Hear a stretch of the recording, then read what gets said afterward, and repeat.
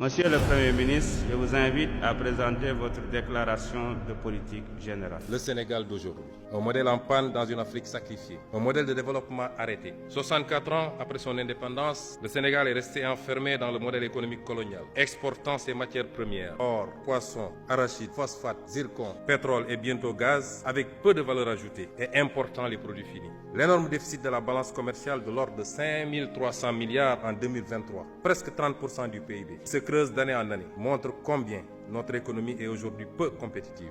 Hommage au peuple sénégalais, en particulier à sa jeunesse, pour la lutte qu'il a menée pour préserver ce modèle démocratique. Cette force vitale pour la résistance démocratique. Chers jeunes, chers concitoyens, nous devons désormais la mobiliser pour le développement du pays. Toutes ces régressions que je viens d'énumérer de notre pays s'illustrent de la manière la plus dramatique dans la situation que nous avons héritée du régime sortant. C'est le lieu une fois de plus de rendre hommage au président de la République qui a préféré sacrifier à cet exercice de transparence plutôt que de démarrer son magistère dans le mensonge. Il nous est également apparu indispensable dans l'environnement laxiste ayant prévalu durant le dernier régime de procéder à la revue de tous les contrats signés dans les secteurs stratégiques pour marquer une rupture nette dans le sens de la bonne gouvernance. Le président de la République, le Premier ministre et l'ensemble des membres du gouvernement ont procédé à la déclaration de leur patrimoine dans les délais fixés. Je voudrais également évoquer les avancées majeures enregistrées dans l'administration de la justice, dont le fonctionnement a été notablement instrumentalisé par le régime sortant. Une des réalisations majeures dans ce domaine au cours des 8 derniers mois a été l'organisation des assises de la justice avec la participation inclusive des citoyens.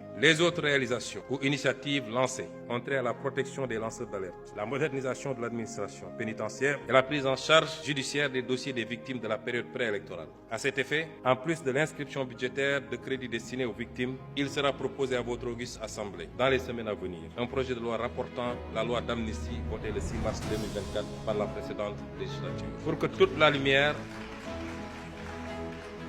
la lumière soit enfin faite et les responsabilités établies, de quelque bord qu'elles se situent. Il ne s'agit pas ici de chasse aux sorcières, encore moins de vengeance, car aucun sentiment de revanche ne nous anime. Il s'agit simplement de justice, pilier sans lequel aucune paix sociale ne peut être garantie.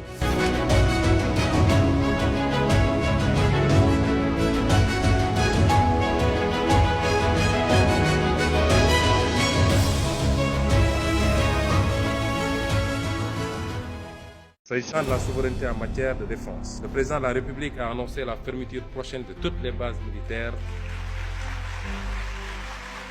au Sénégal. Concernant la souveraineté monétaire de l'Union monétaire ouest-africaine, notre gouvernement a eu des échanges avec la BCEAO sur l'état et les perspectives de mise en œuvre de la réforme du fonds CFA. Au cours de ces 8 mois, le principal handicap auquel a été confronté mon gouvernement est l'héritage de la gestion d'un pays au milieu du gué.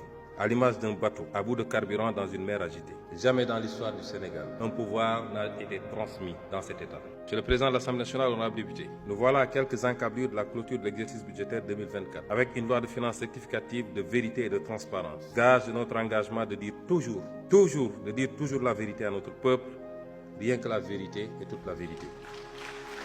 Pour nous, et j'insiste, élargir l'assiette fiscale tout en abaissant graduellement les taux d'imposition moyens est la stratégie appropriée pour parvenir à une fiscalité efficace et équitable. Faire payer moins à chaque Sénégalais, mais faire payer à tous les Sénégalais. À cet égard, un recours sera fait aux organismes de placement collectif de type conventionnel ou islamique. Ces OPC pourront souscrire à des obligations et soukouk dits patriotes. Les gens ont parlé de diaspora bond, mais notre horizon, c'est de toucher tous les Sénégalais. C'est pourquoi il faudra migrer vers les patriotes bonds. Nous développerons une filière nationale intégrée du phosphate et de l'engrais, avec pour objectif de transformer à l'horizon 2034 sur le territoire national 100% de notre phosphate national en engrais. Le multilinguisme sera promu, d'une part grâce à la généralisation de l'enseignement de l'anglais à l'élémentaire et d'autre part par l'utilisation des langues nationales dans le système éducatif et de formation pour que tous nos enfants sachent lire et écrire dans au moins une langue nationale. Les daras seront entièrement intégrés dans le système éducatif et mis à niveau pour ce qui concerne leurs infrastructures, équipements et référentiels. En outre, nous entendons créer les conditions de mise en place d'une banque de la diaspora. Nous appliquerons le principe de réciprocité pour la délivrance de visas aux ressortissants de certains pays qui l'exigent à nos ressortissants.